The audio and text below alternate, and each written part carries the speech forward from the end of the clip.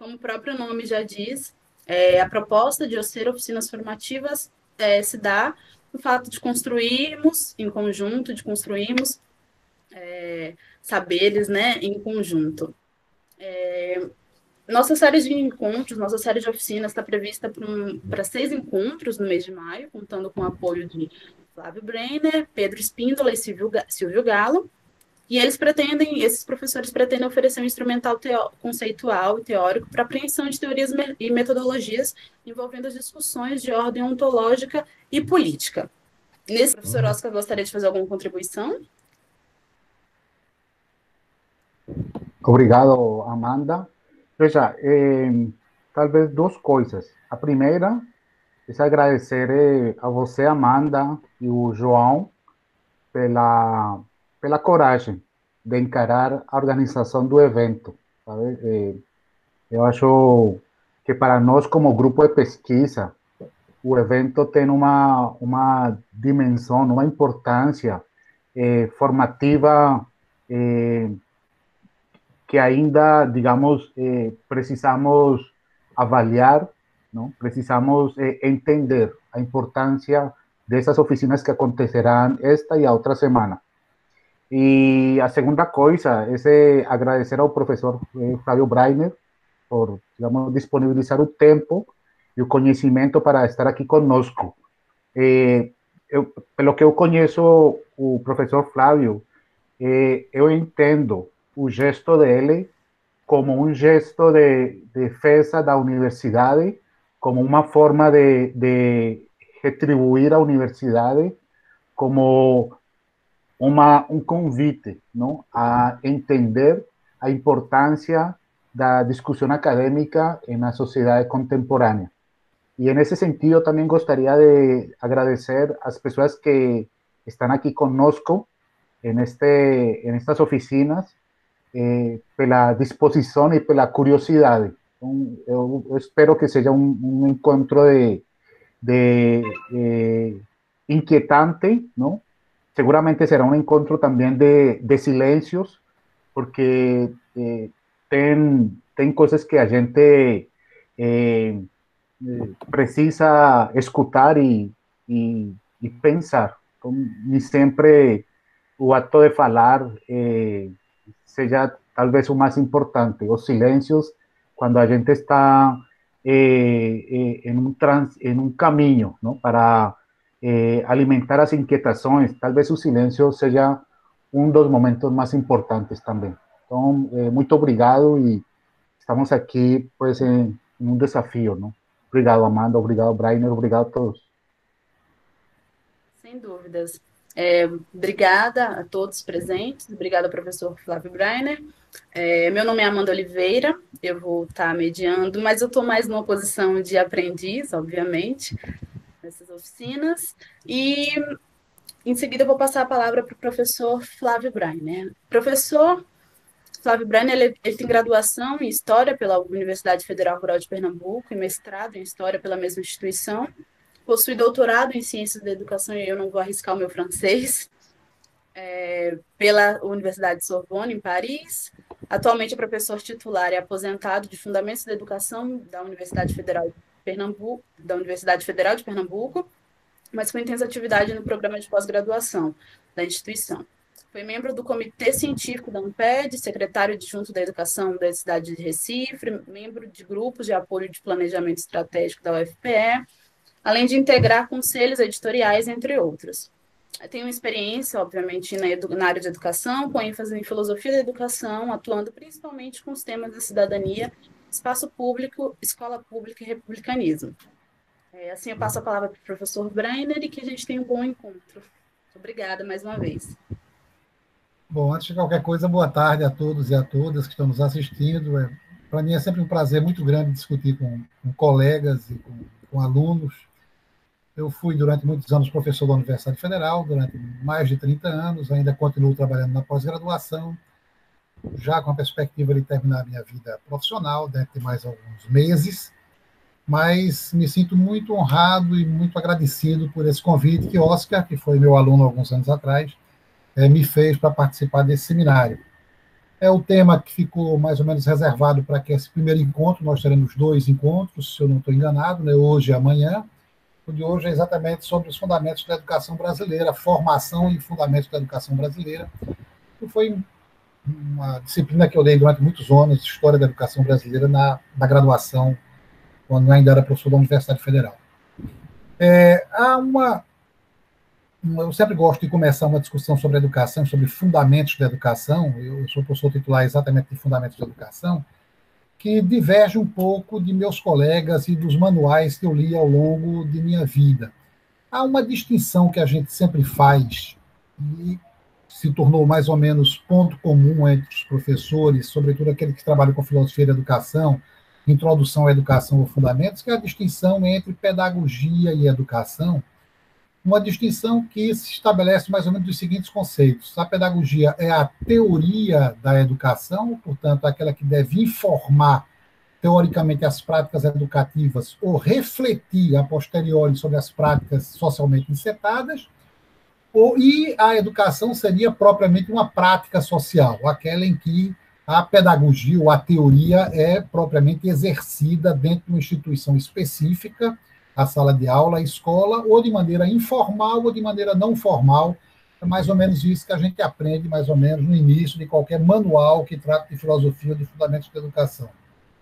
Eu acho que a gente pode abordar, embora eu não discorde tão completamente dessa divisão que é feita entre pedagogia e educação, mas eu acho que nós precisamos abordá-la de uma outra maneira, para a gente não fique com uma concepção um pouco romântica da educação, que percebe sempre a educação do seu lado apenas positivo. Eu nunca ouvi ninguém dizer que o papel da educação é formar assassinos ou formar deputados corruptos, embora praticamente, né, os nossos deputados, todos eles passaram pela educação, inclusive pela educação superior, o que mostra que a educação também pode formar, né, políticos corruptos, não é? Mas o que eu quero dizer é que toda vez que a gente abre o jornal, há uma crença, às vezes muito ingênua, de que pela educação nós resolveremos problemas como o desemprego, a desigualdade, a competência para exercer essa ou aquela profissão, doenças, problemas de hierarquia, problemas de pobreza, de violência, de feminicídio, de câncer de mama, de câncer de próstata. Quer dizer, acreditamos de tal forma que a educação só é carregada de adjetivos positivos, que eu acho que a gente precisa, num determinado momento, sobretudo para quem trabalha em filosofia da educação, e colocar pelo menos um sinão nessa história e tentar ver isso de outra maneira.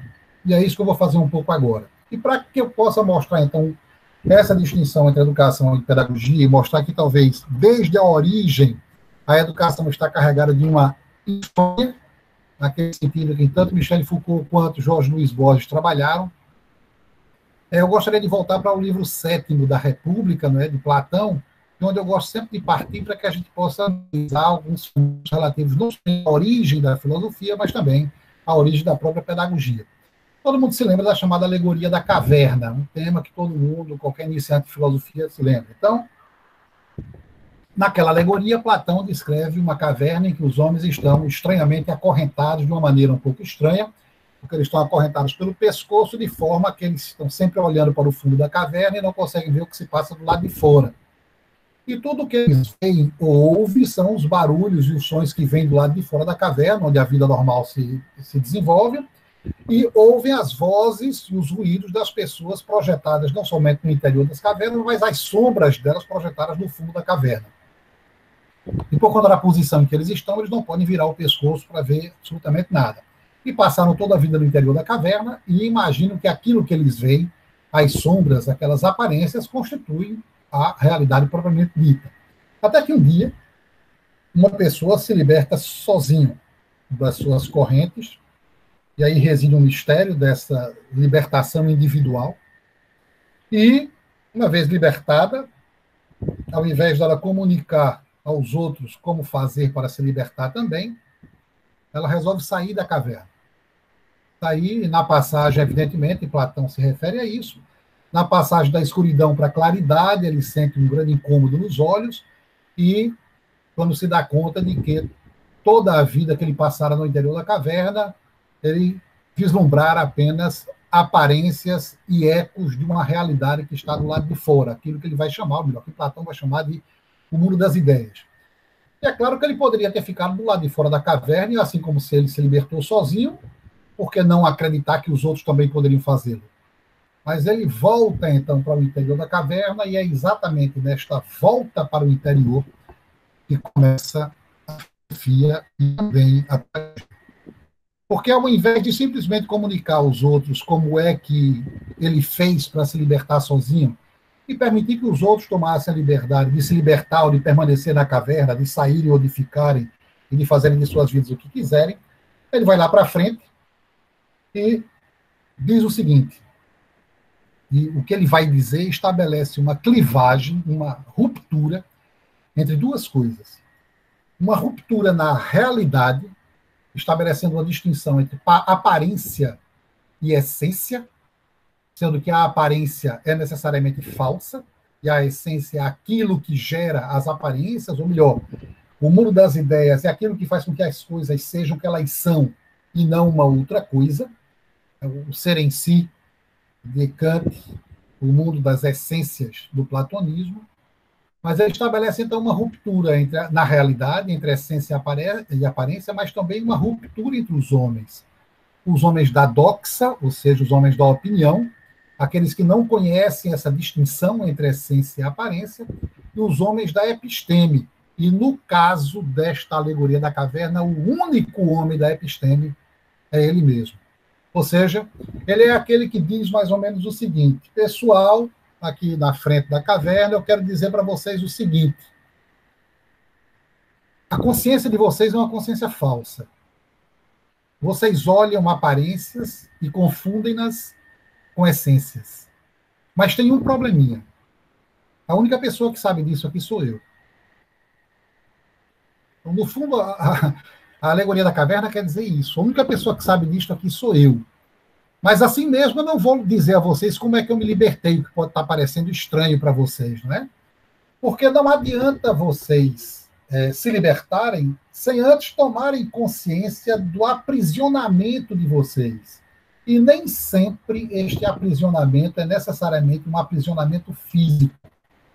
Pode se dar pelo engano que faz com que vocês enxerguem nas aparências as essências. Está inaugurada aqui uma relação pedagógica. E é por isso que eu quero fazer aqui, a partir dessa alegoria, uma distinção entre o que é do pedagógico e o que é do educativo, para que a gente não fique repetindo aquele refrão moderno de que um é a teoria e que o outro é a prática. Quando ele está falando de uma pedagogia cuja palavra em grego se referia a um escravo, o escravo que conduzia as crianças, pedagogueime significa conduzir a criança para um lugar chamado a escolher, que significava lugar de repouso da alma, portanto, um lugar para as elites, aquelas que poderiam viver uma vida especulativa. Então, a pedagogia, na verdade, vai estabelecer alguns critérios e alguns prolegômenos, se pudéssemos chamar assim. Primeiro, a pedagogia é um discurso sobre a consciência do outro. Segundo, esta nomeação da consciência do outro é sempre uma nomeação negativa. O outro é analfabeto, o outro é alienado, o outro é aprisionado, o outro é ideologizado, o outro é oprimido, o outro é ingênuo, o outro não consegue ultrapassar a coisa para si, o outro é... E assim por diante. Se vocês fizerem toda uma história da pedagogia, vocês vão ver que a gente vai se locomover nessa dicotomia entre claridade e escuridão, entre consciência e alienação, entre ingenuidade e criticidade, entre saber primário e saber elaborado, entre ser em si e ser para si, e assim por diante. Então, mais ao mesmo tempo que eu digo que a sua consciência é uma consciência precária e insatisfatória, eu digo uma outra coisa. Eu faço para vocês uma promessa. E toda a educação está carregada desse sentido hebraico, né, religioso, da promessa. Né? A promessa de que nós podemos fazer juntos uma travessia. Juntos quer dizer, eu conduzirei vocês para essa travessia desde que vocês aceitem que vão partir de um ponto A, do aprisionamento, da inconsciência ou da alienação, para chegar em um ponto B que eu já sei aonde ele fica e posso conduzi-los. Eu sei onde fica a Terra Prometida, mas sei também quais são os 40 anos que nós passaremos na travessia do Sinai, né? Mas posso conduzi-los. E essa promessa implica também do fato de que, quando vocês chegarem no ponto B do final de nossa travessia, vocês serão melhores do que eram no ponto A de onde partiram. Então, observe que nós temos a gente está chamando de uma pedagogia, na verdade, é um percurso, uma travessia. Daqui a pouco eu falarei novamente de travessia, porque ela está ligada à palavra diálogo, não é? Diálogo não tem nada a ver com o contrário de monólogo. E essa travessia, portanto, está carregada de uma promessa de natureza um pouco religiosa, de que nós seremos melhores, seremos salvos, nos redimiremos de alguns pecados, mas todos os pecados que dizem respeito à nossa consciência, mas também ao nosso corpo, porque o nosso corpo, que é exatamente o reino da nossa aparência, é ali onde nós aparecemos para os outros e para nós mesmos, não é? Mas o corpo também precisa ser educado, e é para isso que existe a chamada educação física. Não é bem mais que Michel Foucault dissesse que o poder era algo que atuava sobre os corpos para fazer os corpos úteis e dóceis, mas ele disse isso 2.500 anos depois. Então, com isso, fica mais ou menos, espero que tenha ficado mais ou menos claro, a título de um pequeno preâmbulo ao desenvolvimento dessa minha intervenção, que é mostrar que a pedagogia, portanto, é um discurso que nomeia a consciência. Nomeia a consciência e que promete que essa consciência se transformar. A pedagogia, na verdade, não passa de uma ortopedia do olhar.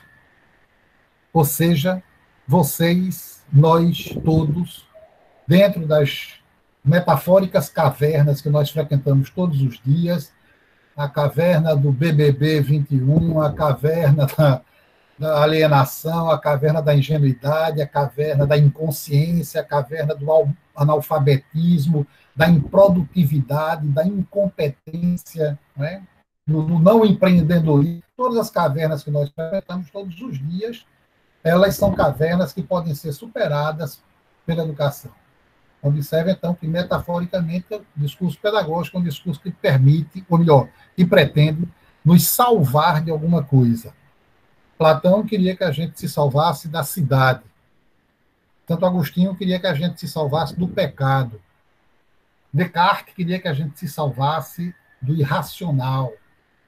Voltaire queria que nós nos salvássemos do tirano. Marx queria que nós nos salvássemos da exploração e da alienação.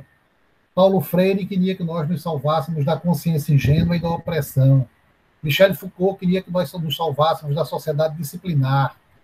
Quer dizer, parece que toda a história do homem, e a pedagogia e a filosofia fazem parte exatamente dessa história, não passa de uma espécie de história secular, laica, mundana, da salvação. E não é por outra razão que o nosso discurso pedagógico está tão carregado de uma linguagem teológica. Então, sobretudo, não sei, na Europa, mesmo na Europa, onde eu morei muitos anos, mais de 10 anos na Europa, nós temos um discurso um pouco mais laico do que aquele que eu vejo circular aqui na América Latina, mas sobre isso nós falaremos amanhã, quando falarmos de educação popular. Pois bem, se vocês compreenderam bem, a gente tem uma concepção de educação que é uma prática, portanto, social institucionalizada numa instituição específica chamada escola, que pretende exercer, realizar aquilo que a pedagogia promete. A escola é um lugar, mas há um aspecto positivo que é a educação. Não vamos ver isso só como algo negativo, não. E observe que, quando eu estou dizendo isso, eu estou simplesmente fazendo um diagnóstico. Eu não estou dizendo, nem fazendo nenhum juízo axiológico a respeito da negatividade da educação. Mas estou mostrando que não pode haver educação sem que não haja um discurso sobre a consciência do outro. Ou seja, ela é uma condição fundamental de todo ato pedagógico, essa nomeação da consciência do outro. Mas observem aqui que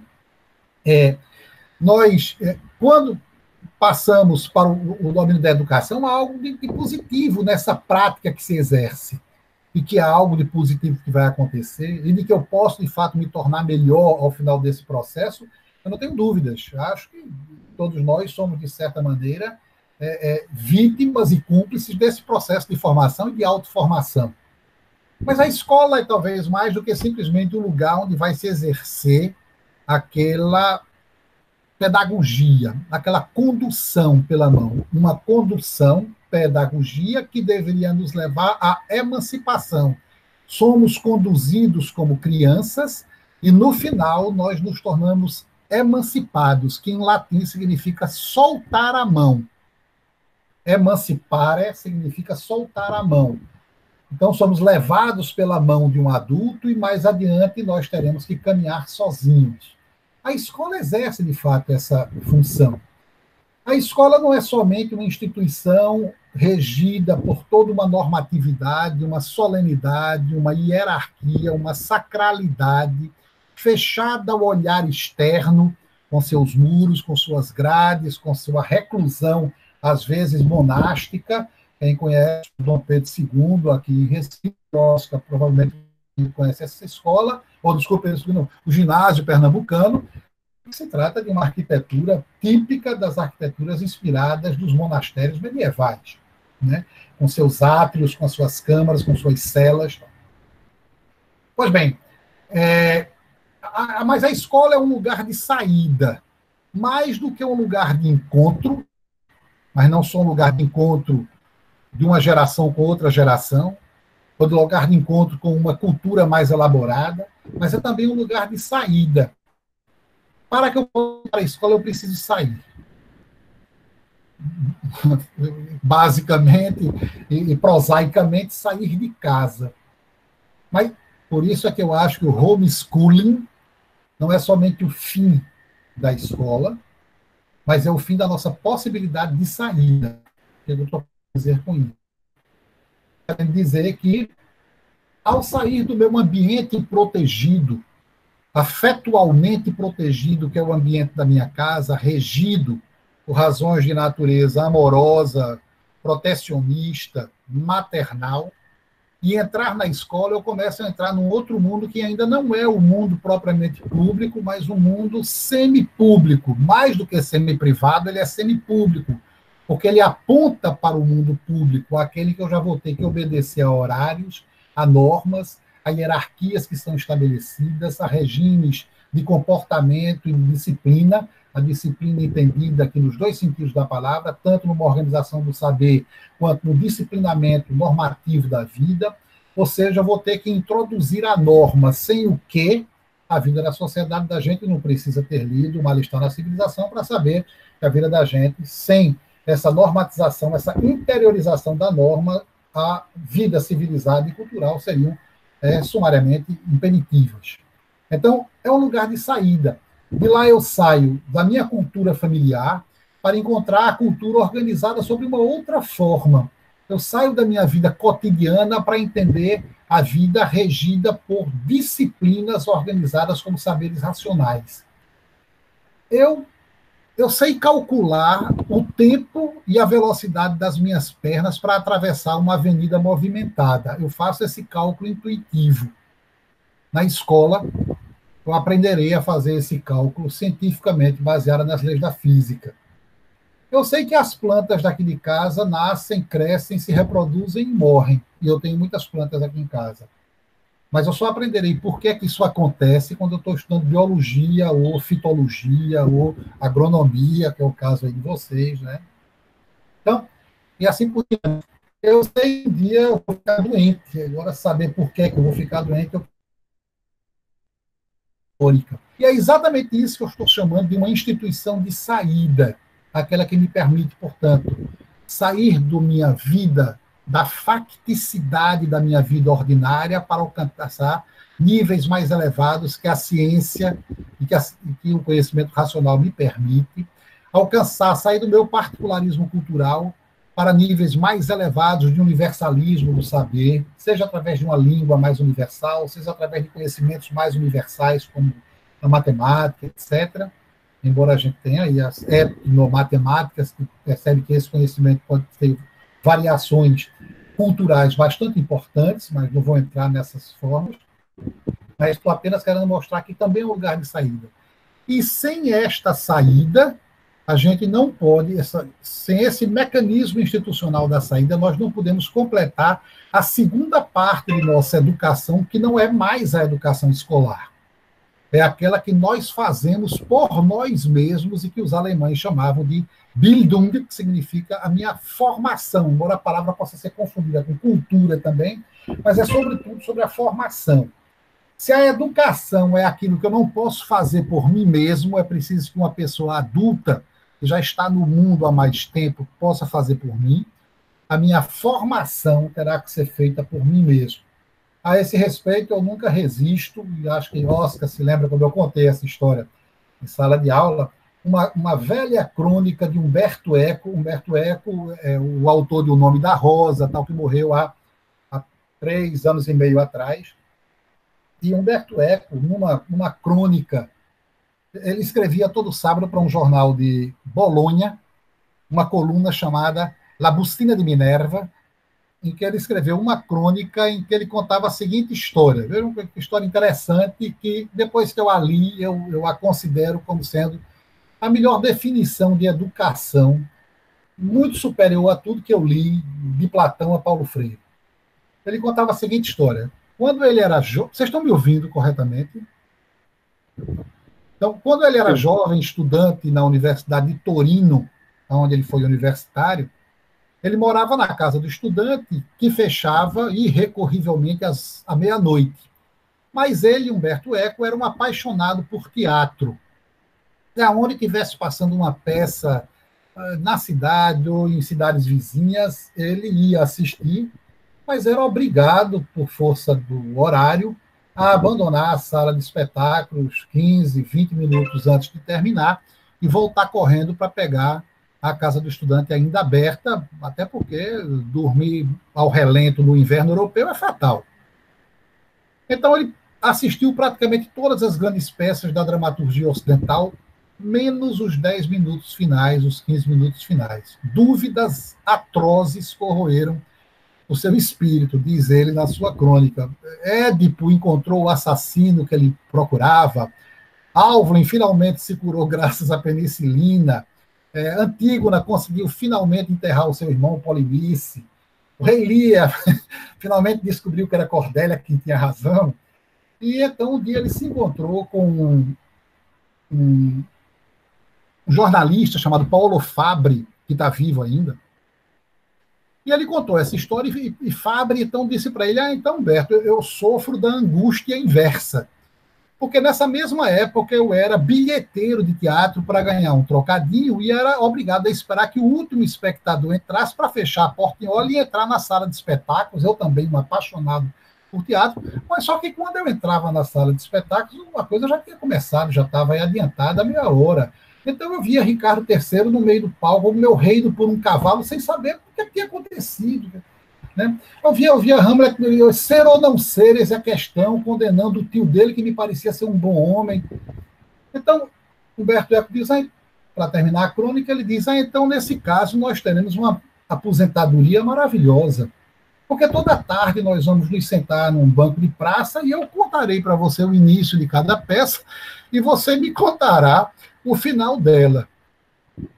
E ele arremata a crônica se perguntando o seguinte: será que nós seremos felizes?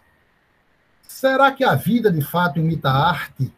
Desta vida onde nós entramos quando as cartas já foram lançadas e somos obrigados a sair sem saber o que vai acontecer com os outros? Fim da crônica. A crônica chama-se 10 minutos antes, 10 minutos depois. Para mim, essa é talvez a melhor definição que eu tenho de educação. Eu, como Rousseau, não fui consultado para saber pelos meus pais, quer dizer, não fui consultado pelos meus pais para saber se eu queria vir ao mundo nas condições em que vim. No sexo, no tempo, na cultura, na classe social, no país, no lugar, no tempo em que vim. Então, talvez o ato menos democrático de minha vida foi exatamente o meu nascimento. Não sei se minha morte também será tão antidemocrática quanto foi a minha vida. Espero que não. Espero que na minha morte, pelo menos, eu possa escolher, pelo menos, o hospital onde eu vou morrer, né? E as pessoas com quem eu vou morrer. Mas nasci, portanto, em condições que não foram as das minhas escolhas, mas vou viver num mundo que já estava estruturado antes de eu chegar nele, portanto, um mundo em que as cartas já tinham sido lançadas. Um mundo completamente codificado do ponto de vista cultural, em que eu levarei muito tempo para aprendê-lo, para me apropriar dele. Rousseau, no Emílio, diz uma coisa interessante: um gato atinge o máximo da sua gatoidade, a expressão é essa em francês que ele usa, o máximo da sua gatoidade em pouco tempo. 8, 9 meses ele já pode caçar, já pode reproduzir, já pode se virar sozinho. Mas quando é que um homem atinge o máximo da sua humanidade? É exatamente essa ideia de inacabamento, portanto, que está presente tanto em Pico de la Mirandola, do Tratado da Dignidade do Homem, como está presente em Rousseau, como está presente em Paulo Freire ou em Sartre, por exemplo, né, que marcam essa ideia do inacabamento. O inacabamento também significa que aquelas pessoas que eu eduquei, meus filhos e meus alunos, eu, como professor, como pai, vou sair do mundo antes de saber o que é que eles vão fazer com a educação que eu ofereci para eles. Será que eles serão as pessoas críticas, conscientes, participativas, solidárias e responsáveis que os pressupostos da minha educação crítica me permitem, me fizeram praticar? Não sei. Não tenho a menor ideia. E aí reside, talvez, todo o enigma da educação. Pois bem, esse longo percurso que eu estou fazendo, ainda não entrei na educação propriamente no Brasil, viu, pessoal? A gente vai ter que fazer uma volta um pouco grandezinha para a gente entender onde é que eu quero chegar. Quando a gente chega na Idade Média, saiu agora de Platão, quando a gente chega na Idade Média, aqui vai ser muito grande, no início do século V, desculpe, no início do século V, ele vai escrever uma obra estranha, chamada As Confissões, trata-se de Santo Agostinho, né? E Agostinho,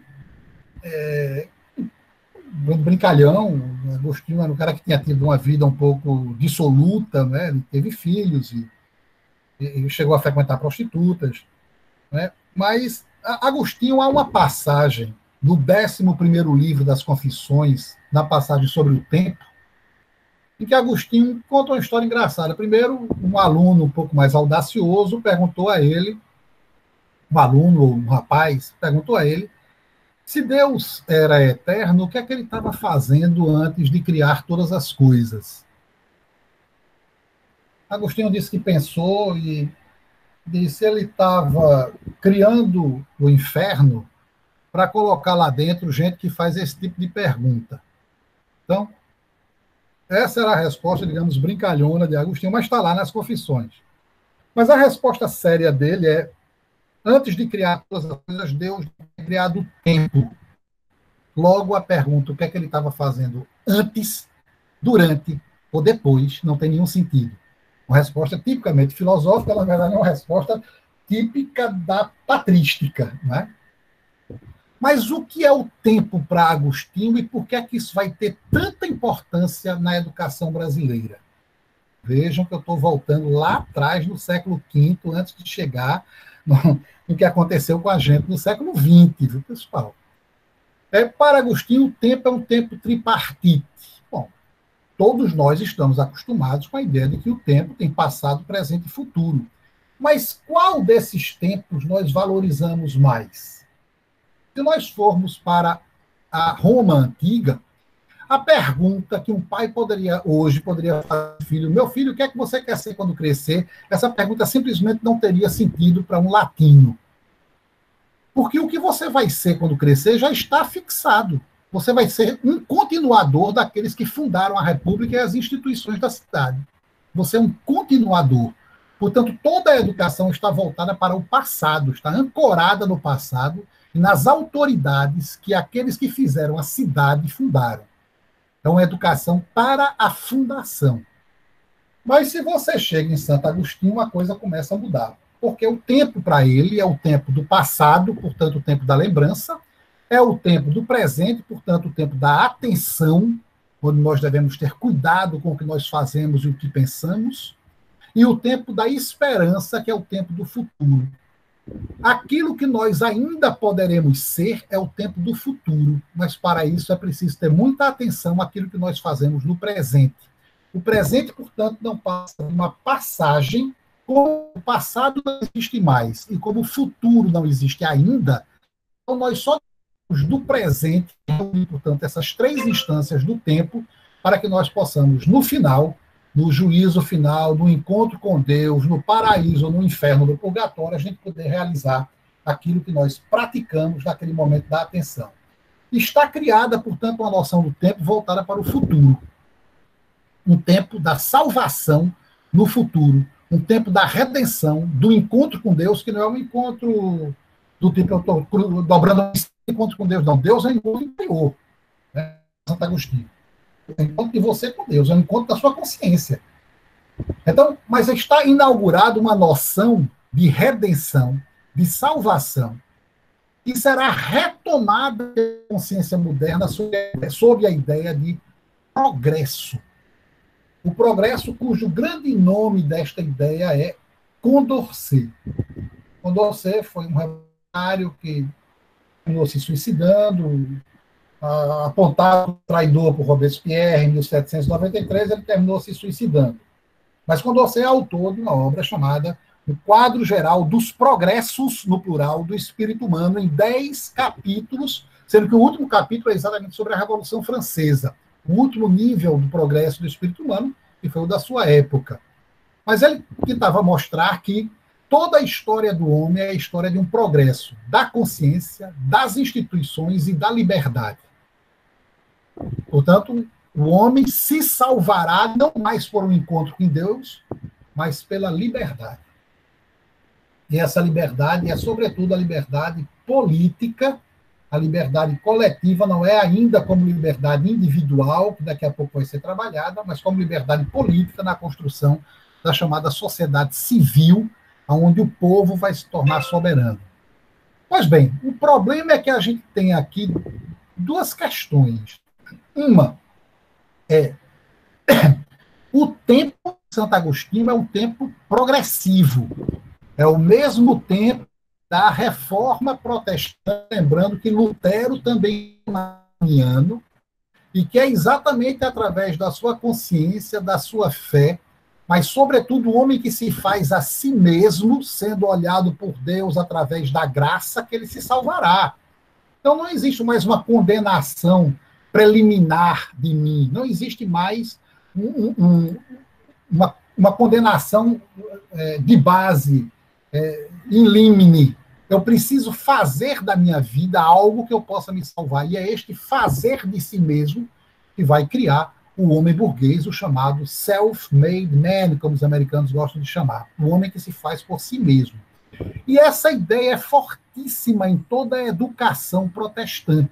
Não é à toa que os Estados, basta ter lido Max Weber, né, a Ética Protestante e o Espírito do Capitalismo, que a gente sabe que foram exatamente as regiões, e não somente os países, mas as regiões que adotaram o luteranismo ou o calvinismo, portanto, as religiões chamadas de reformadas, que tiveram um desenvolvimento capitalista muito diferente daquelas regiões que adotaram a contra-reforma, como foi o caso do Brasil, e a gente daqui a pouco entra nisso aí. Então, aqui o que está acontecendo, portanto, na reforma protestante é algo muito simples. Primeiro, a livre interpretação da Bíblia, e para isso você precisa aprender a ler. Então, aonde havia um templo reformado, existia também uma escola para os adultos e depois para as crianças. Né? Uma escola em que você precisava ler a Bíblia para não precisar de intermediário na sua relação com Deus. E, ao mesmo tempo, uma modificação fundamental, isso é Max Weber, uma modificação fundamental na ética do trabalho. Para Santo Tomás de Aquino, a usura, o lucro, era altamente condenável, porque você comprar barato no local, esperar que o tempo passe para vender mais caro em outro local, você estava ganhando com duas coisas, o tempo e o espaço. Ora, o tempo e o espaço não pertencem aos homens, pertencem a Deus. Logo, o lucro, você está roubando Deus. Então, por isso é que a usura era condenada. Enquanto que a Contra-Reforma, ao estabelecer uma nova ética do trabalho, diz o seguinte, isso é Calvino, se eu enriquecer, é porque Deus me olhou com tal graça que ele me tornou um eleito, porque ele tem poderes suficientes para me impedir de enriquecer caso ele não quisesse que eu fosse um eleito. Se eu enriqueci é porque eu recebi, de certa forma, uma eleição, uma graça. Portanto, a riqueza deixa de ser... A ideia de é mais fácil um camelo passar pelo buraco de uma agulha do que um pobre entrar no reino, do que um rico entrar no reino dos céus, desaparece com o calvinismo. E é por isso que a gente vai ter os estados capitalistas muito associados à ética protestante. Não foi isso que aconteceu com o nosso Brasil. Exatamente a contra-reforma do qual Inácio de Loyola, que tinha sido militar, que tinha lutado nas cruzadas, quer dizer, na expulsão dos mouros, da Espanha, 1450. Ele tinha, então, criado a ordem, portanto, dos jesuítas, a ordem ignaciana, com uma disciplina extremamente rígida, uma ortodoxia, uma disciplina e, sobretudo, com uma figura que frequentava os seminários jesuíticos, o diretor de consciência. Os 5 exercícios espirituais de Santo Inácio de Loyola prevêem uma orientação da consciência de acordo com regras institucionais extremamente rigorosas. Em outras palavras, você não pode pensar o que você quer. O pensamento não é livre. Um pensamento livre leva ao pecado, leva à tentação, leva à miséria. Por isso é que você precisa de um diretor de consciência. Observe que aquilo que vai acontecer com a colonização brasileira com a chegada dos jesuítas a partir de 1530 é exatamente tudo aquilo que vai ser na contramão do que está acontecendo, na contramão do que está acontecendo na Europa naquele mesmo momento. Portanto, se na Europa protestante você tem uma educação baseada no indivíduo crítico, que é capaz de criticar as instituições, inclusive a instituição religiosa, o indivíduo que se faz a si mesmo através de uma outra ética do trabalho, um indivíduo que não tem mais medo do inferno, porque é pelas ações, mas também pela fé que ele pode se salvar.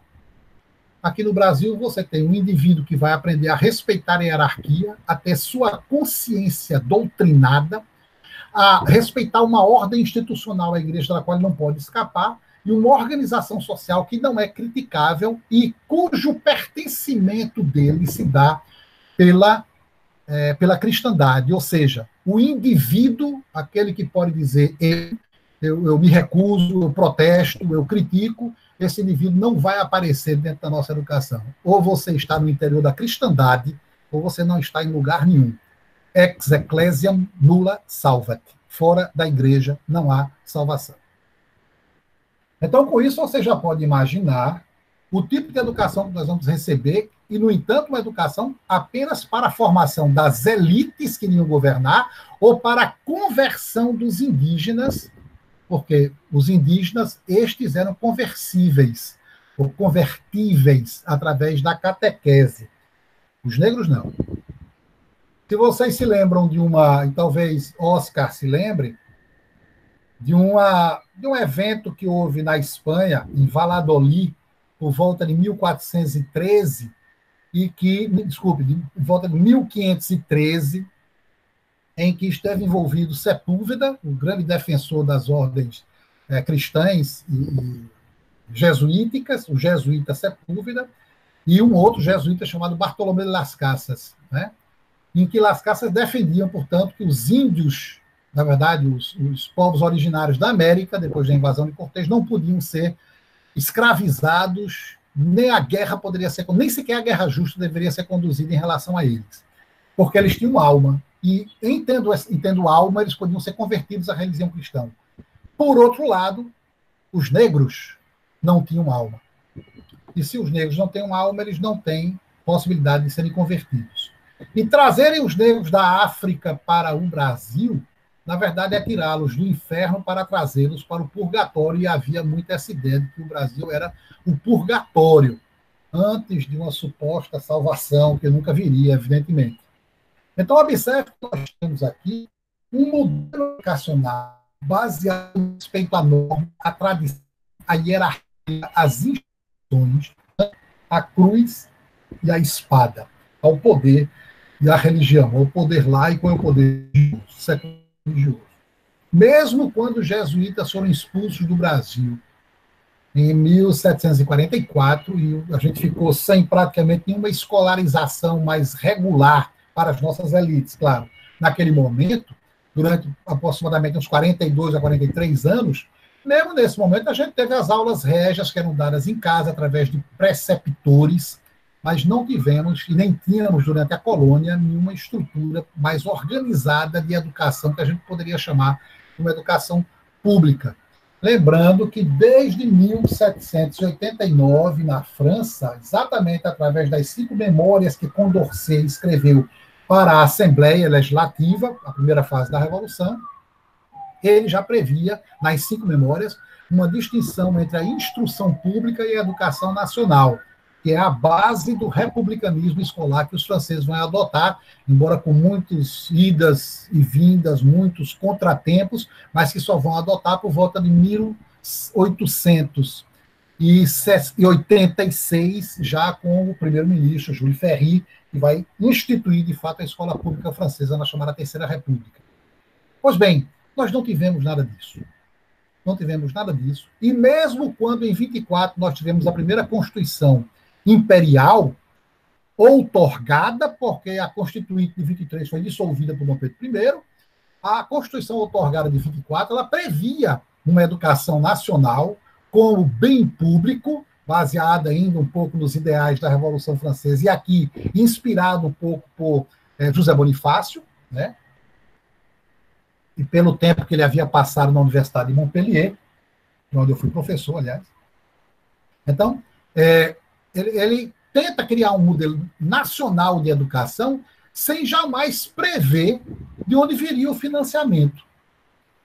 Em 1834, com o ato adicional e depois com a lei interpretativa do ato adicional, ficou atribuída às províncias a responsabilidade pela educação, que a gente chamou de educação fundamental. Na época era educação primária, né, e educação secundária, os estudos primários e secundários. Foi aí que surgem as grandes escolas do tipo Pedro II, no Rio de Janeiro, o Ateneu em Natal, o Ateneu da Bahia, o Liceu de João Pessoa, o Ginásio Pernambucano em Pernambuco, em Recife, né? Com uma estrutura muito característica daquelas, como eu tinha dito já no início, daquelas arquiteturas monásticas, né? Que tinham caracterizado, inclusive, a arquitetura francesa. Lembrar que o Ginásio Pernambucano aqui foi feito por João Mamede, que era um discípulo de Louis Vautier, da missão francesa, trazida pelo Conde da Boa Vista, o Francisco Rego Barros, né, com aquela arquitetura muito semelhante ao próprio Hospital Pedro II, que existe ainda, que é o mesmo arquiteto, e a prisão, que é a nossa casa de detenção. Se Michel Foucault tivesse vindo para o Recife, ele teria um exemplo perfeito de como a escola, o hospital e a prisão se parecem com modelos arquitetônicos tão semelhantes, né? A tese dele estava mais do que comprovada. Então, a gente tem um Foucaultianismo na prática aqui nas nossas instituições arquitetônicas. Pois bem, então, nós não tivemos praticamente escolarização dos pobres. A escravidão, evidentemente, embora os escravos tivessem tomado iniciativas de escolarização através de iniciativas por eles mesmos, de escravos que, com muito esforço, tinham se alfabetizado e alfabetizavam os outros, ensinavam a ler. A professora Adriana Paulo, lá do Centro de Educação, fez a tese de doutorado dela exatamente sobre essas iniciativas negras de alfabetização e de autoescolarização, independente, portanto, do Estado. Então, nós tivemos, são experiências residuais e episódicas. Até a República, nós não tivemos praticamente nenhum projeto de escolarização nacional que pudesse caracterizar a existência de um sistema público de ensino. De um sistema público de ensino. Ou melhor, de um sistema público nacional de ensino, com uma dotação orçamentária, com um sistema de recrutamento dos professores, com uma seleção de alunos, com um sistema de avaliação, com um currículo, com uma avaliação, um acolhimento dos alunos, quer dizer, para onde os serão destinados, com que tipo de certificação. Nós não tivemos nada disso. Aparece agora na Constituição de 1891, vai aparecer, mas novamente atribuindo aos estados a responsabilidade pela educação primária, sem, novamente, previsão de dotação orçamentária. E todos os pareceres, tanto de Leôncio de Carvalho quanto de Rui Barbosa, tentando criar aquele que chamava de uma educação popular, mas a educação popular para Leôncio de Carvalho e para Rui Barbosa tem nada a ver com a educação popular, tal como foi pensada por Paulo Freire 60 anos depois. 60 anos depois, não tem nada a ver com isso aí, não. Mas o fato é que nós não tivemos republicanismo escolar. E o que é que isso significa? Deixa eu beber um pouquinho d'água, ok?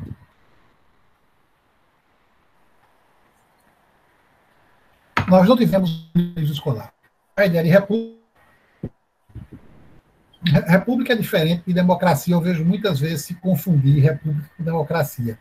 As perguntas que cada uma dessas instituições políticas responde não é a mesma. A democracia responde à pergunta quem governa e como governa. Quem governa é o povo, considerado como povo soberano, portanto, uno e indivisível, de onde vem a legitimidade do poder. E como governa seja através de um sistema de eleições, representação, ou de um sistema direto, como foi na Atenas de Solon e de Péricles. E a República responde à pergunta para o que governa. E a resposta é governa para o bem comum. Todo o problema da República está em responder assim, mas o que é o bem comum? Quando a gente está falando de educação, na verdade, todos os grandes republicanos, Voltaire, D'Alembert, Condorcet, Diderot, todos esses grandes republicanos, eles pensaram o bem comum sob a forma da lei. O que nós temos de comum para todos nós, as quais nós devemos o respeito incondicional, é o respeito à lei. A lei, portanto, é o nosso bem comum. A lei republicana é algo um pouco complicado, se a gente voltar, por exemplo, para Rousseau, para analisar o contrato social. Como é que se constitui a liberdade pública? E qual é a diferença dela com a liberdade privada? A educação é constitutiva da liberdade pública ou da liberdade privada?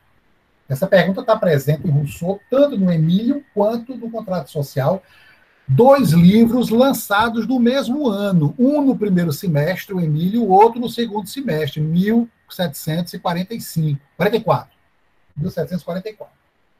No primeiro, ele tenta dar uma resposta a como é que o homem se forma, quer dizer, como é que se dá a liberdade do homem. E ele vai ele vai propor que a liberdade está muito longe de ser aquela ideia da ausência de freios ou da ausência de limites para nossas ações. Até porque o princípio liberal que prevê que o limite da minha liberdade, a minha liberdade termina quando começa a liberdade do outro. Essa ideia liberal é muito forte.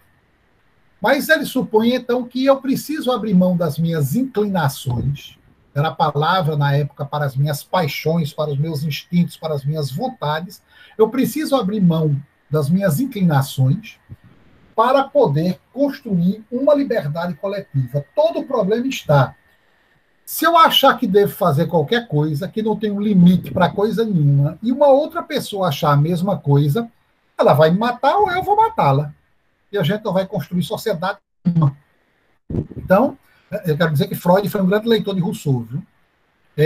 Então, observe que é abrindo mão de uma parte da minha liberdade individual que eu construo uma coisa chamada a vontade geral, que não é a soma da vontade de todas as pessoas, mas é o que a gente chama de sociedade civil, como liberdade pública. E isso é o que constitui uma coisa chamada república. Então, a república faz desde o início uma distinção entre o indivíduo, a fé individual, a crença e a liberdade individual de crença ou de qualquer outra coisa, daquela liberdade pública, do que é público e do que é privado. É muito interessante que a bandeira do Recife está escrito Fides... como é? Esqueci agora. Quem se lembra da liberdade da bandeira do Recife? Fé e... não sei se fé e liberdade... Bom, daqui a pouco eu me lembro. Mas, em vez dela fazer a distinção, ela junta uma coisa com a outra. O que mostra que os nossos revolucionários, porque ela foi copiada dos revolucionários de 1817, tinha uma noção de república que ainda não separava, veja, Recife, não separava, os revolucionários de 1817, não separava exatamente aonde ia a fé privada até onde ia a liberdade pública. E é por isso que apareceu no Recife de 1817 coisas como, por exemplo, basta você ler Tolenari, que você sabe disso, coisas como, por exemplo, abaixo o imperador, viva Nossa Senhora do Carmo.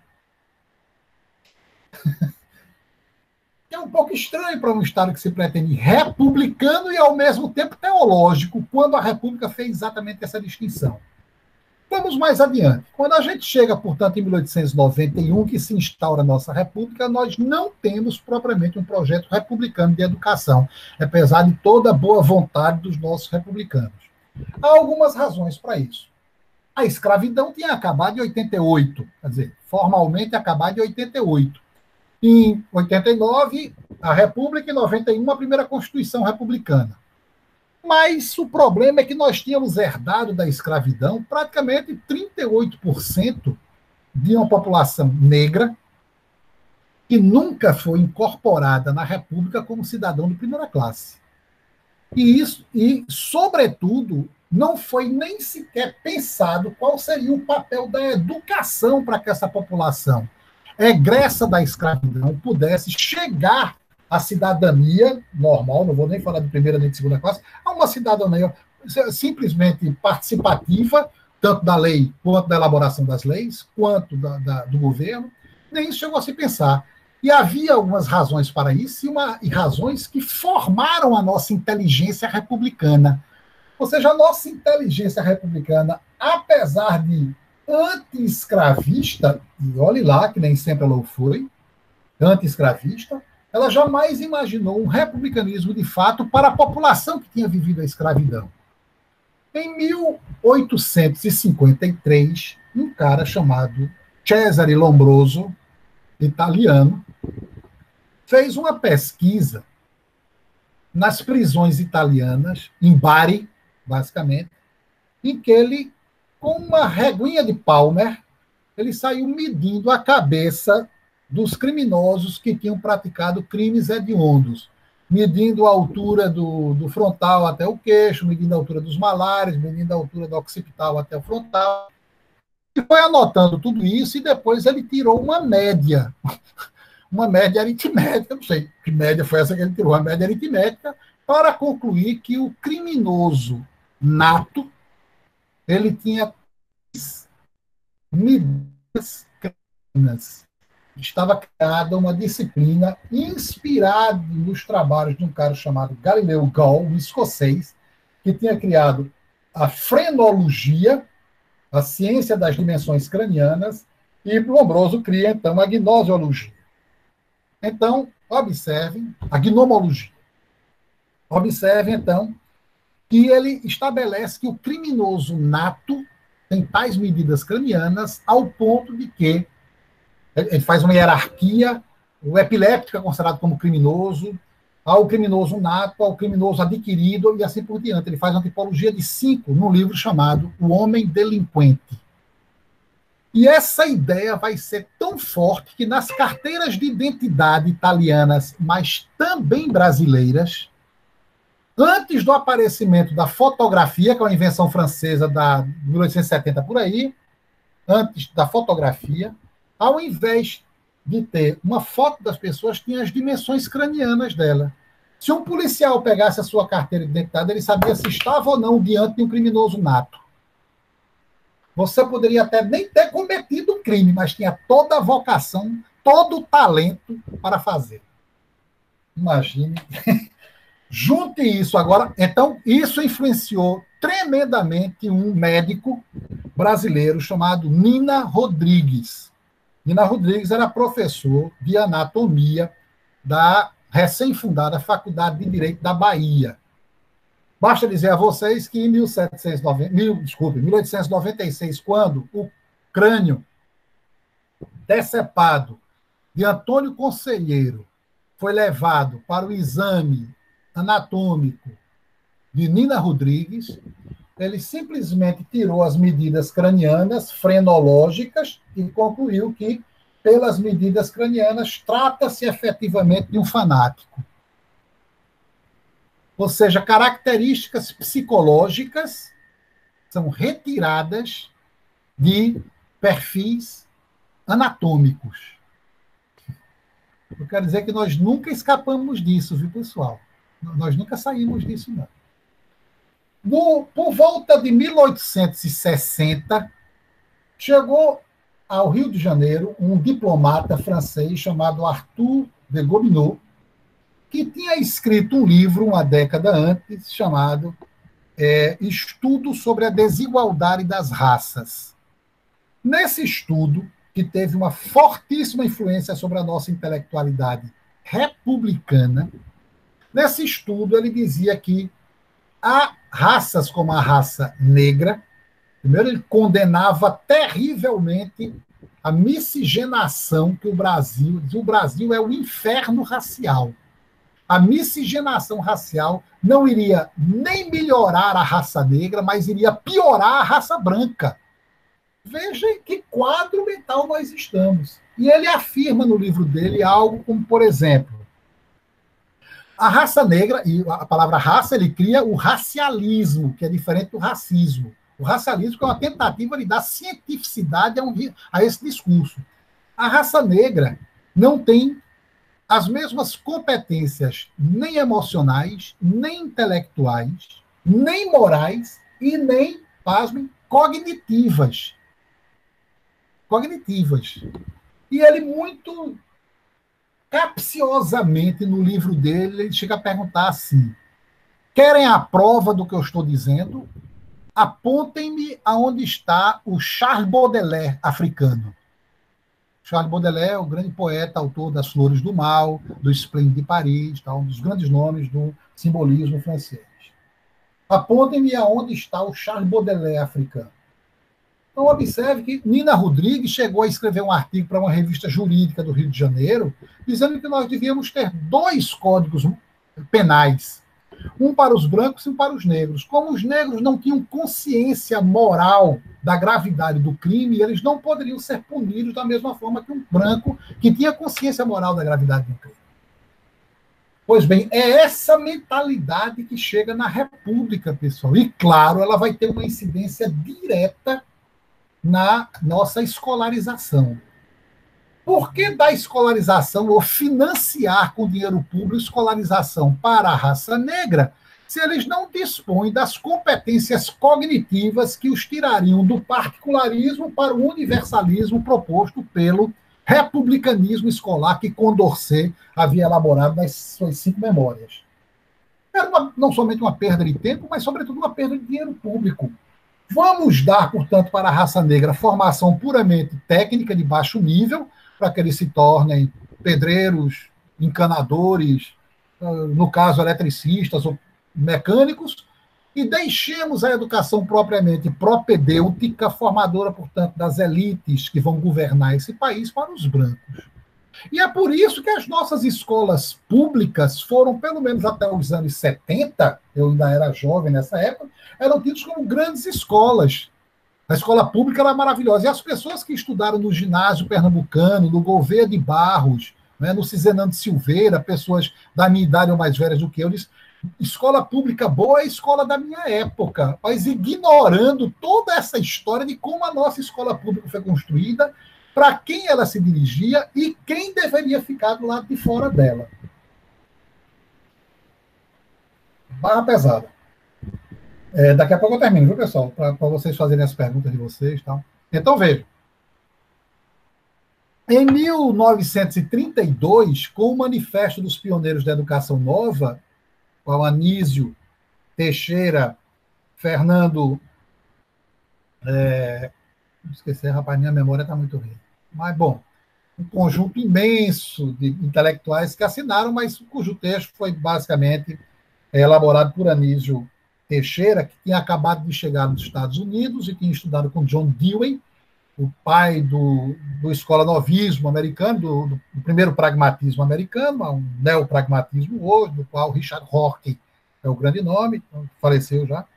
Mas, a partir daí, é interessante como vai ser introduzido num país agrário, de pouquíssima industrialização, que tinha acabado ainda dominada pelas elites agrárias, puramente exportador, que tinha saído há 30 e poucos anos da escravidão e que mantinha a escravidão sob formas, digamos, até nem tão acentuadas assim, mas disfarçadas, né? Um país que não tinha uma democracia estruturada, cuja república, ou seja, uma democracia sem cidadãos, uma república sem povo, né? Então, nesse contexto, absolutamente, o que a gente poderia chamar com Roberto Schwartz de as ideias fora do lugar, é exatamente dentro de um contexto como esse, de uma sociedade agrária, não democrática, não republicana, não industrializada, pouquíssima flexível. É dentro de uma sociedade como essa que se introduz as ideias da escola nova, que está voltada exatamente para um ambiente de uma sociedade que tinha recebido uma imigração importante e queria adequar essa imigração aos padrões culturais americanos, com a industrialização fortíssima, sobretudo depois da Primeira Guerra Mundial, com um padrão de democracia e federalista que tinha se afirmado desde pelo menos a Revolução Americana, com altos e baixos, mantendo, claro, um sistema de guerra civil não declarada com a negritude muito séria, sobretudo nos estados do Sul, a Louisiana, a Carolina, a Tennessee, etc. Né? Mas com um padrão de desenvolvimento e com uma vocação imperial que estava muito longe de ser aquilo que o Brasil representava. Ou seja, quando nós precisávamos de republicanismo escolar, nós tivemos escolanovismo, que retira do professor, que retira o centro do processo pedagógico do professor, condenando a transmissão como sendo a diabolização de toda a educação, e a gente parece que nunca se livrou dessa ideia de transmissão é sinônimo de perversão diabolizante do ensino, né? Que ninguém vai se libertar. Eu não sei como é que a gente acredita em coisas como essa, sabe? Não acredito, né? Pois bem, dizer um negócio desse para um inglês ou para um francês, ele não vai aceitar muito, não. Então, vejam, para o alemão, menos ainda. Então, observem, nós tivemos, então, voltando a educação para os interesses dos alunos, que deveriam, e acreditando que com essa formação de uma cidadania mais livre, mais autoconsciente, nós teríamos processo de industrialização e uma educação voltada diretamente para a democracia e para a industrialização. É o que está mais ou menos consubstanciado no Manifesto dos Pioneiros da Educação Nova. Não é muito curioso, na verdade, que em 1937, quando Vargas dá o golpe de Estado e que Gustavo Capanema assume o Ministério da Educação, muitos dos elementos escolanovistas que tinham sido previstos pelo Manifesto dos Pioneiros fossem incorporados ao novo Plano Nacional de Educação, junto com ideias católicas, porque houve, claro, uma conciliação, né, entre poderes católicos e poderes mais laicos e industrializantes.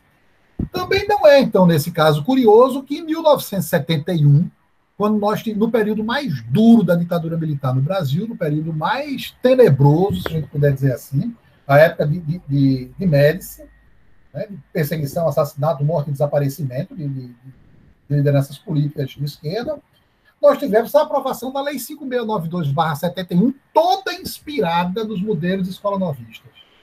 É como se escolanovismo e ditadura, escolanovismo e ausência de liberdade política não fossem necessariamente incompatíveis. Aposta-se na liberdade individual e sempre se falando de criticidade. Eu quero dizer para vocês que os modelos neoempresariais de educação, empreendedoristas de educação, os modelos voltados para avaliações socioemocionais, voltados para o empresariamento de si, todos eles falam da consciência crítica, viu, pessoal? Então, observe que, para ir fechando aqui, a gente fica com uns 40 minutos para conversar, observe que a história, portanto, da nossa educação e da concepção que nós elaboramos a respeito do que é educar, é uma concepção muito complicada.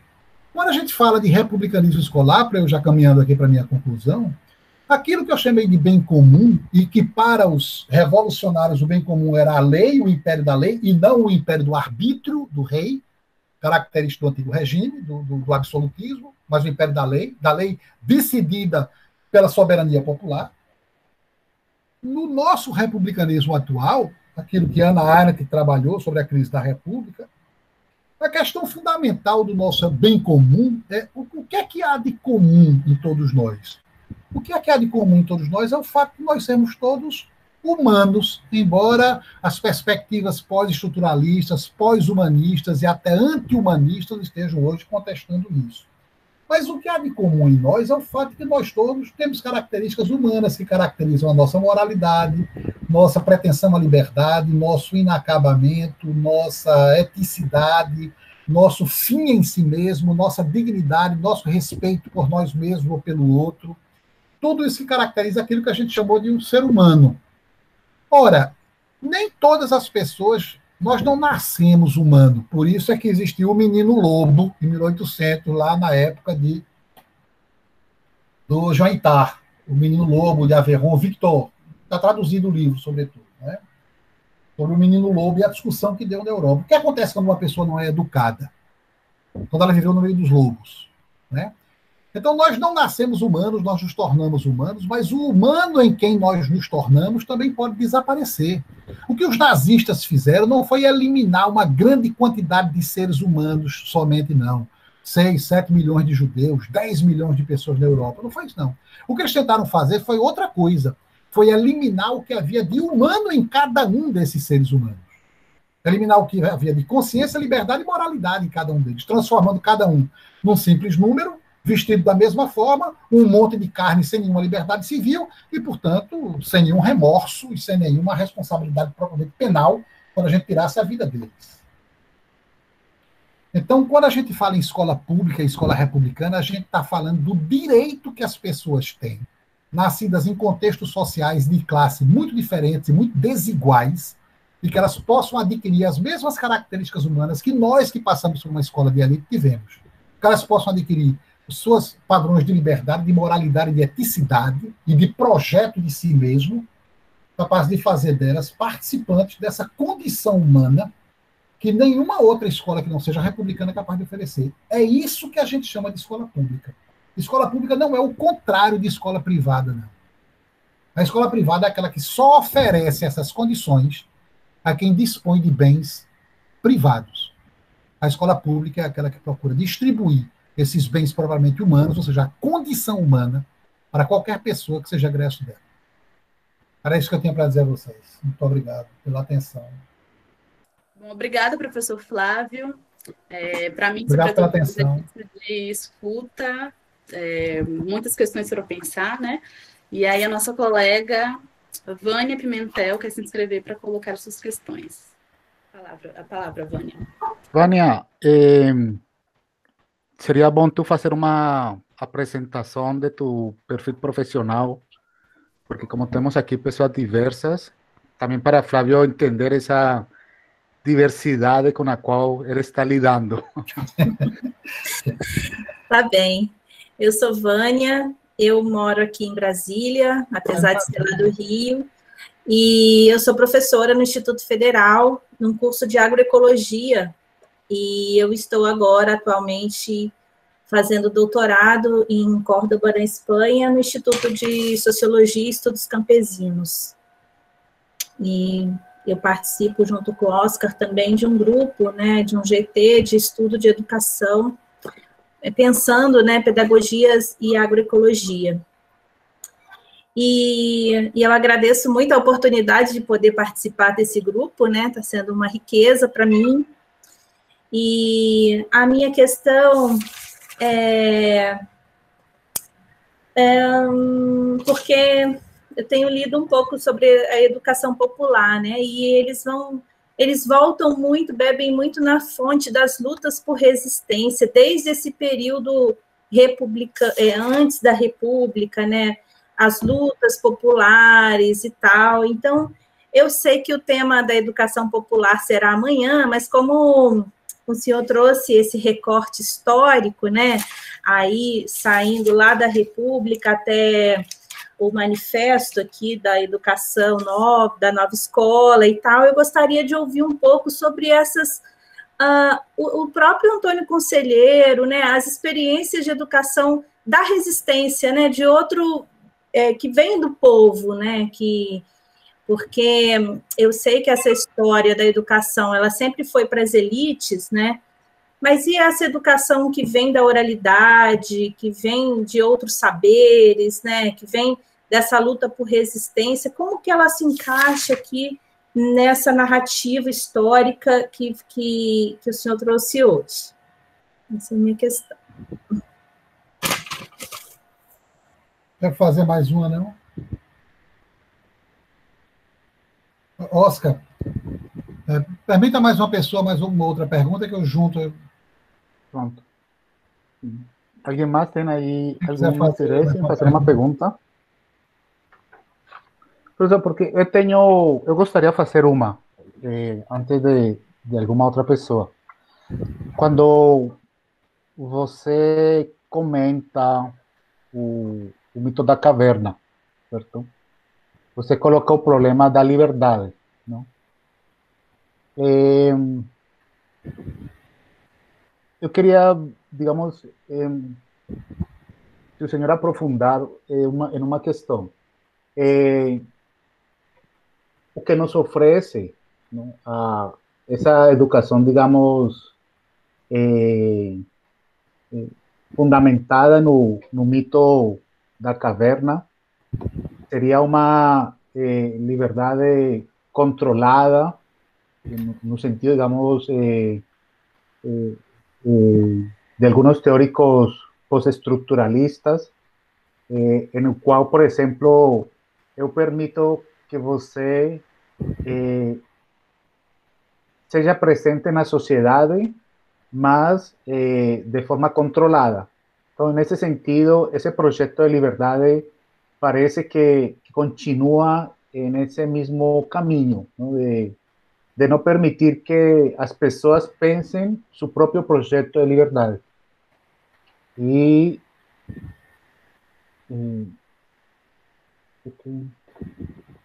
Maite, quero fazer uma pergunta também, Maite.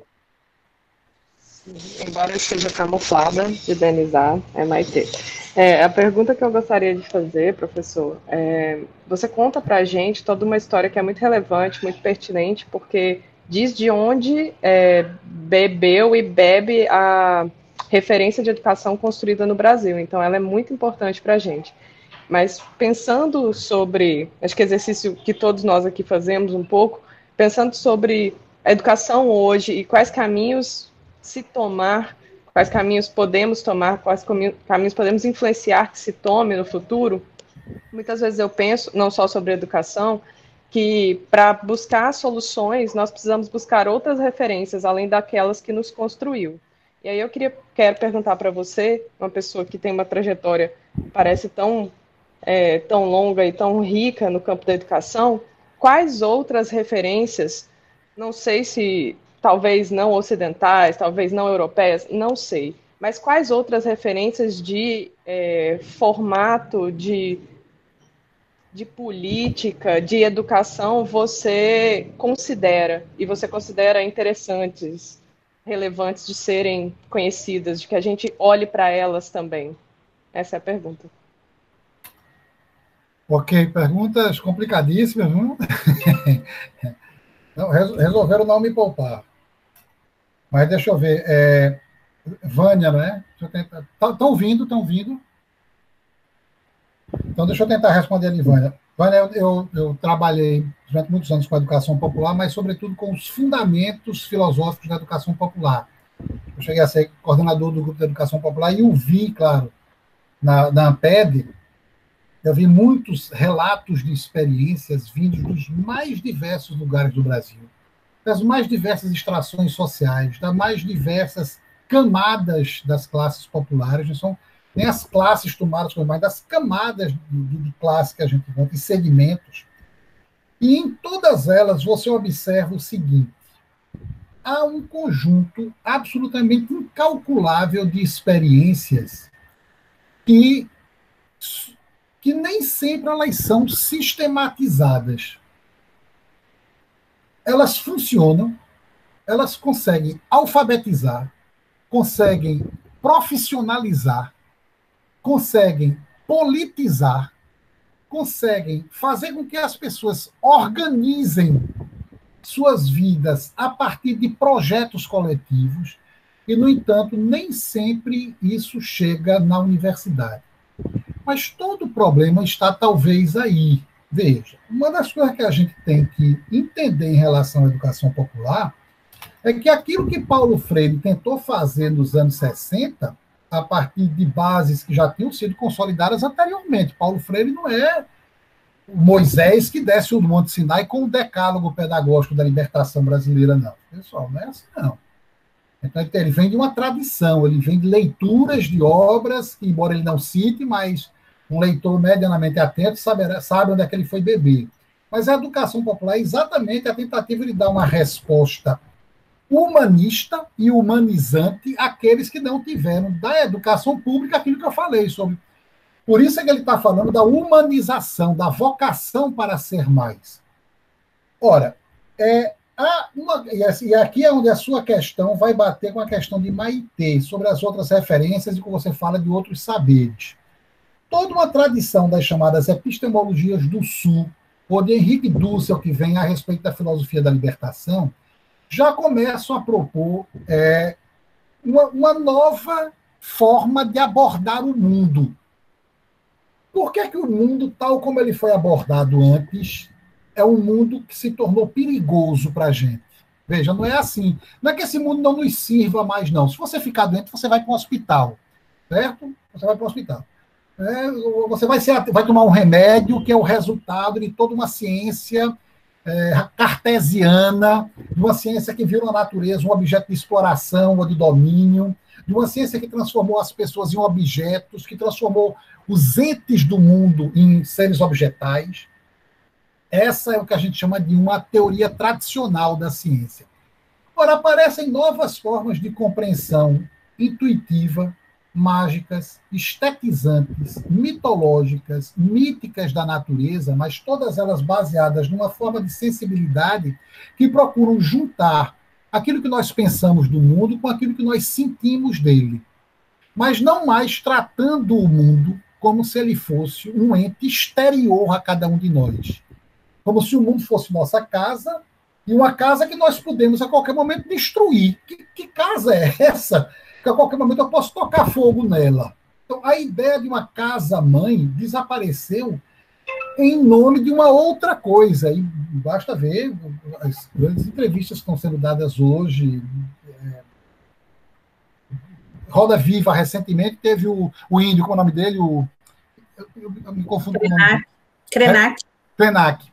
Ele falando exatamente um pouco disso, quer dizer, ou nós adquirimos e construímos uma nova relação com a natureza, ou simplesmente não existirá mais natureza para a gente nem explorar, nem sobreviver dentro dela.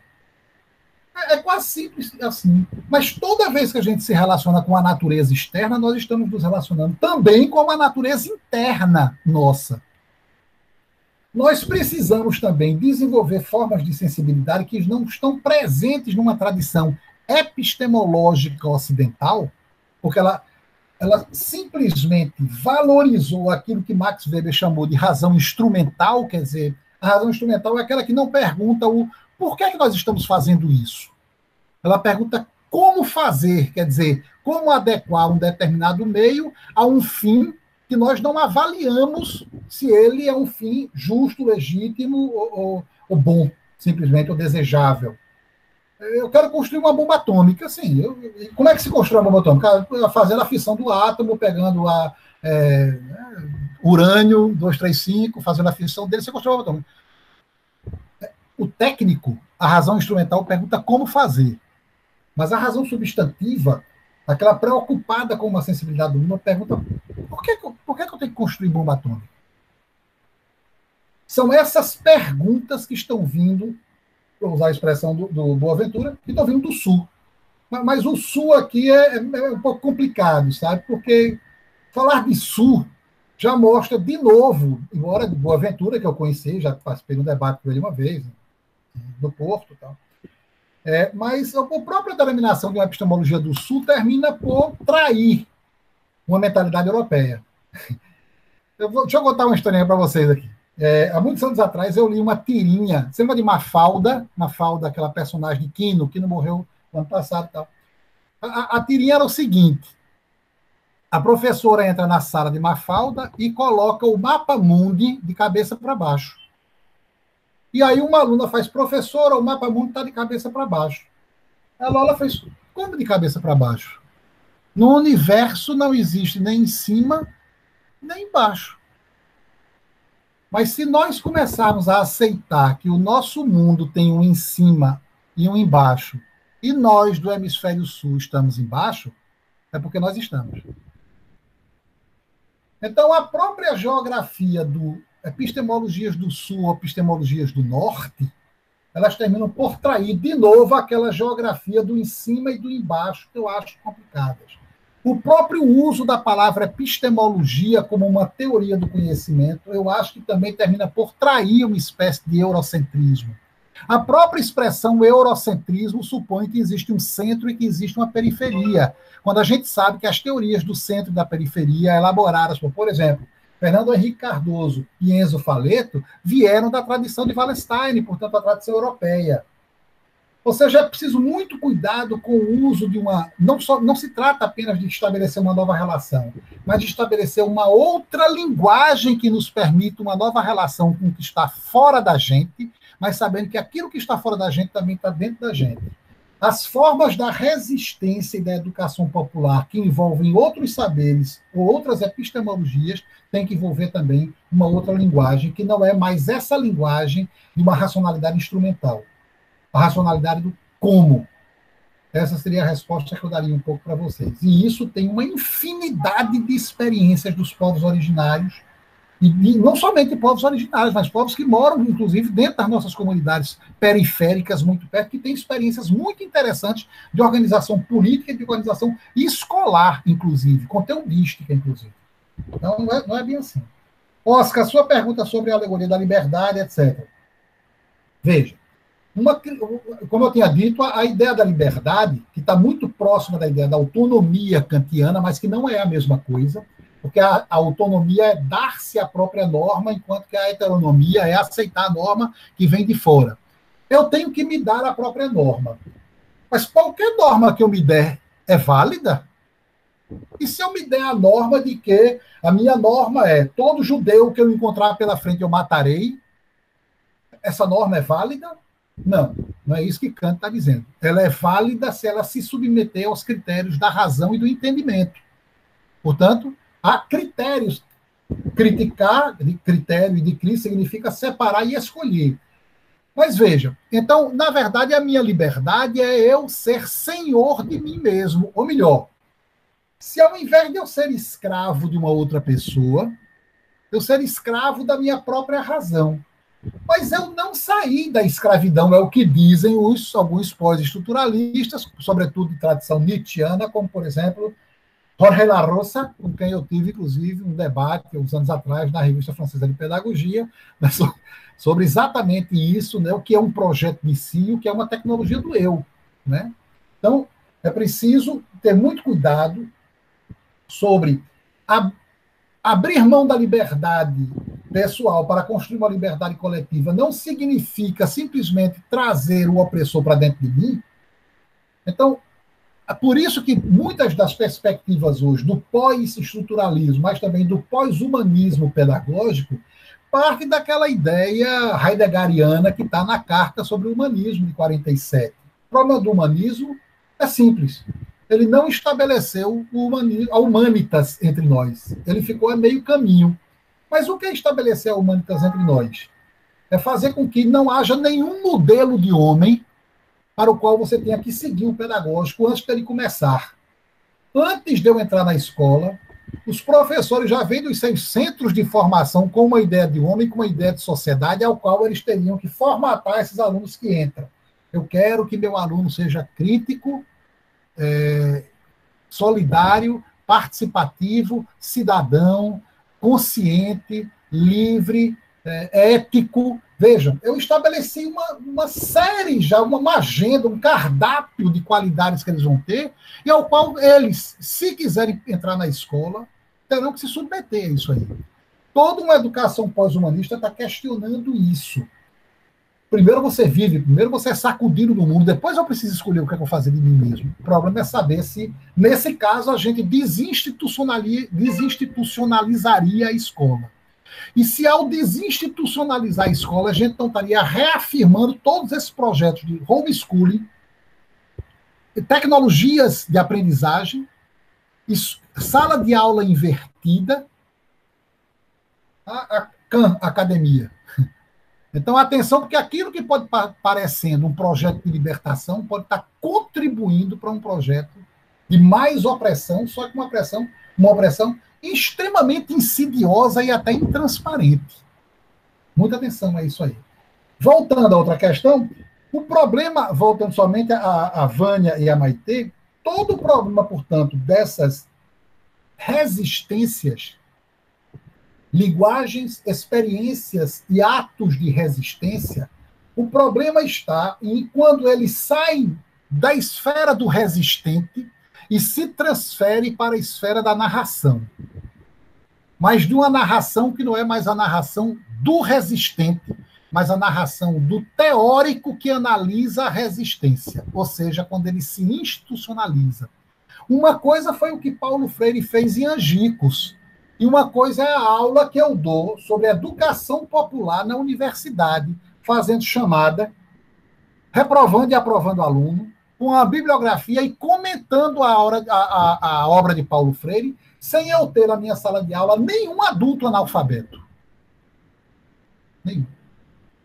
Observe que a institucionalização de um pensamento é a mesma coisa que dizer o cristianismo não é o Sermão da Montanha, viu, pessoal? O stalinismo não é o Manifesto Comunista.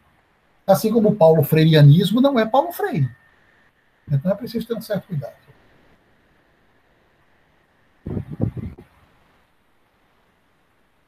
Espero ter respondido. Obrigado, Flávio. Sim. Respondido não. Alimentado as dúvidas, né? Ninguém responde. Né? Com certeza. Ok, então, se quiserem mais alguma questão. Bom, amanhã a gente vai voltar a trabalhar essa questão, tá? Sobre a educação popular, do ponto mais teórico, tal, sobre os riscos da institucionalização, o que aconteceu com a nossa linguagem pedagógica. Sim, sim. O título da nossa palestra, o título previsto para a nossa palestra de amanhã são as propostas pedagógicas acerca de elementos para uma educação popular e uma educação do porvir. E nesse sentido, acho que caminhamos já para uma conclusão. Se ninguém tiver mais nenhuma questão para colocar. Tem uma pessoa inscrita aí, Amanda. Perdão. Eu estou pelo tablet e não consigo visualizar as questões. Denizar Barbosa. Pode abrir o microfone, Denizar, e falar aí. João, mas esse era a Maitê, que já falou. Falou. Eu teria uma pergunta, que é... Deixa eu abrir a câmera aqui, desculpa. Eu sou João Batista, estou fazendo o doutorado agora na Rural, aí, pelo Programa de Pós-Graduação em Agroecologia e Desenvolvimento Territorial. A Câmara está demorando um pouco chegar aí. Primeiro, professor, eu já assisti outras palestras suas, da admiração pela clareza e coerência dos teus raciocínios, e te admiro muito. A minha pergunta no nosso curso, a gente está trabalhando muito a questão do resgate dos antepassados, da tradição. Talvez se vincula a isso um pouco, essas experiências que existem no Sul, mas que não são valorizadas e são atropeladas por conta da nossa vinculação intelectual toda tá vinculada à Europa, né? A gente pesquisa aqui, mas as citações que a gente faz no documento, muitos europeus aí. E aí eu concordo contigo, inclusive na minha dissertação do mestrado, falo isso, né? Se você usa o termo epistemologia, você pressupõe que o conhecimento foi construído pela ciência, porque é só assim que ela vai olhar para o conhecimento. Se ele não foi construído pela ciência, ela não tem nenhum poder e nem é convidada a estar ali, né? Mas a questão é, como é que fica essa relação do tradicional, se lá no tradicional também a pessoa, para se tornar humana, membro da comunidade, ela passa por vários processos correspondentes àquilo que poderíamos estar chamando aqui de educação. Então, parece que em cada sociedade tem essa norma messiânica aí, né, a gente precisa levar você para algum lugar para que você se torne gente. Antes disso, você não é. O senhor podia refletir um pouquinho sobre essa relação? Muito boa pergunta, João. É uma das preocupações que eu tenho desde os meus estudos que eu fiz a respeito de Hannah Arendt, que era uma pessoa profundamente preocupada com a questão da tradição, mas não uma tradição que pudesse ser copiada ou prolongada. Aliás, a própria ideia de autoridade vem de augere, que significa prolongar. O que precisava ser prolongado, portanto, numa cidade era a tradição, aquilo que tinha sido fundado pelos nossos antepassados. Mas ela dizia que só é possível se estabelecer uma ruptura, o novo só pode vir no bojo de uma tradição. Deixa eu tentar ser mais claro e a resposta vai ser um pouco longa. Observe o seguinte, como eu disse, nós nascemos num mundo que já está estruturado. Todo projeto de educação é um projeto que a gente chama de subjetivação. Ou seja, eu preciso oferecer, independente de qual nível eu esteja fazendo isso, se seja numa comunidade indígena, se seja na sociedade norueguesa da mais alta performance tecnológica. Em toda sociedade, ela precisa produzir projetos de subjetivação, que se dão através da igreja, através da escola, através dos valores que nós difundimos todos os dias.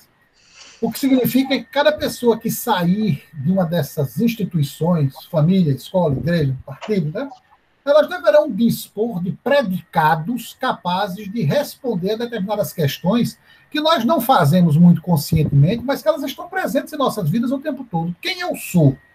Minha identidade emocional, física, sexual, de gênero.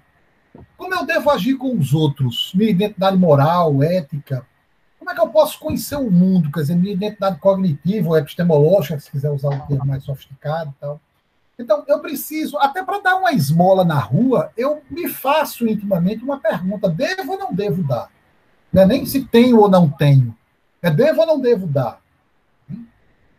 Então, não me desculpe, eu não tenho. Mas se ele me perguntasse, se eu só tivesse, o senhor me daria? Ele nunca me fez essa pergunta. O cara que me pede a esmola. Né? E se o senhor não tiver, já que o senhor não tem, o senhor se fez a pergunta se o senhor tivesse, o senhor me daria? E por que o senhor me daria? O senhor não acha que está alimentando um não cidadão com isso? Nunca me fizeram essa pergunta, mas eu posso me fazer. Eu estou dizendo, um pedinte nunca me fez essa pergunta, mas eu posso me fazer.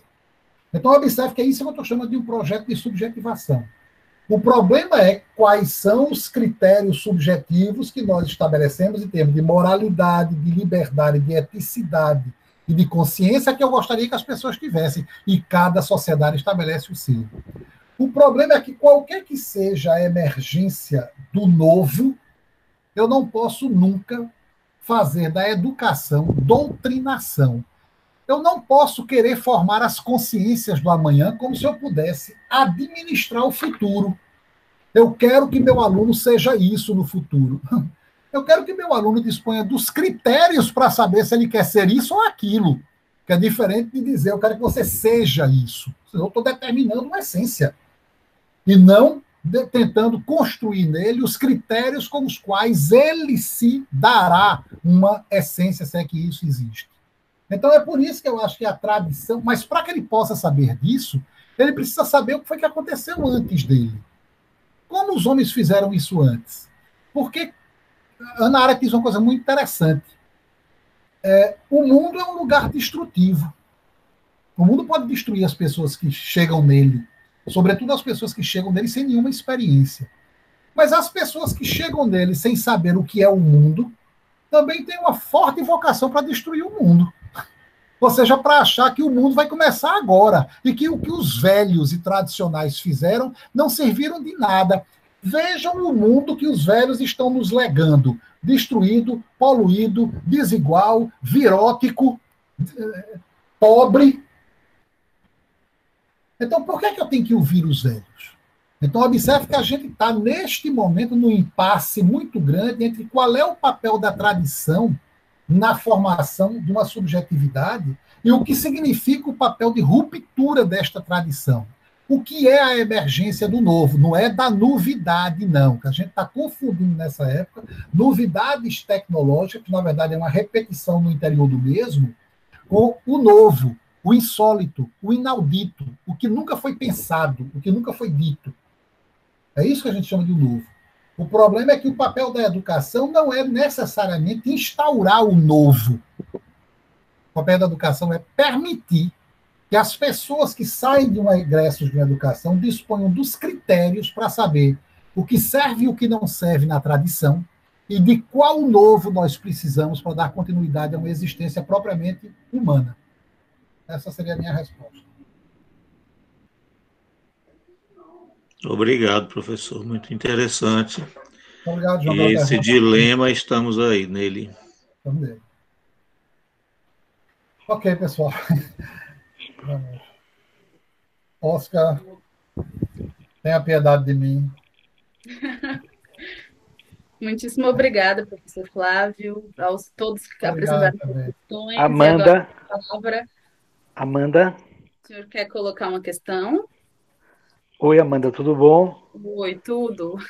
Excelente palestra do professor Flávio. Eu tinha uma pergunta, mas eu vou deixar para amanhã, viu, professor Flávio? Eu lhe agradeço muito, Carlos. Eu sou Carlos, sou professor de Geografia, sou da Escola Municipal de Vitória, mas essa última resposta que o senhor falou é a questão dos povos tradicionais. Eu, como trabalhei no Acre em áreas isoladas, né? Mas amanhã a gente continua. Ótimo. Tá bom? Tá certo. Eu agradeço, Oscar, pela oportunidade de estar aqui nesse evento. Boa noite, até mais para todos. Boa noite, Carlos. Querido. Obrigado, Carlos. Boa noite. Amanda, você decide se liberamos o Flávio ou não. Eu acho que ele já está bem cansado, né? Acho que ele merece esse descanso, esse repouso. Mas eu passo a palavra para o senhor para poder a gente estar encerrando a nossa primeira parte das oficinas, a nossa primeira palestra, né, desse primeiro eixo temático. Veja, a intenção era basicamente, neste primeiro encontro, o professor Flávio, dada a sua condição de ter sido professor de fundamentos da educação, ele poder nos oferecer, não, uma pequena introdução, um primeiro passo, por dizer assim, desse mundo complexo que é a pedagogia e a educação. Então, normalmente, os integrantes do grupo de pesquisa e as pessoas que estão aqui, nós temos uma aproximação com a educação e com a pedagogia muito, eu diria, muito mais intuitiva, não? Muito mais de proximidade, não? De escutar, não? Algumas coisas. Então, eu acho que a apresentação do Flávio, ele nos permite, pelo menos, compreender, não? A complexidade do tema que aqui estamos querendo abordar e o tema que normalmente nos defrontamos no exercício da extensão rural, da agroecologia, não? Do trabalho em sala de aula. Então, amanhã, o professor Flávio, ele já entrará num campo muito mais próximo para muitos de nós, e eu acho que essa introdução que ele conseguiu fazer hoje em um tempo curto, não? Mas eu acho que foi uma introdução que pelo menos nos coloca diante da complexidade. Então, novamente, professor Flávio, eu agradeço muito e, bom, espero continuar com você amanhã e com os assistentes a este evento. Muito obrigado. Muito obrigado a todos vocês pela atenção, pelas perguntas e pela participação. Amanhã a gente se encontra novamente. Até amanhã. Obrigada. Até amanhã. Agradecemos também em nome do grupo de estudos. Amanhã mandamos o link, novamente como hoje, para os integrantes. Obrigado, Flávio. Bom descanso. Obrigada e uma boa tarde, boa noite a todos. Boa noite.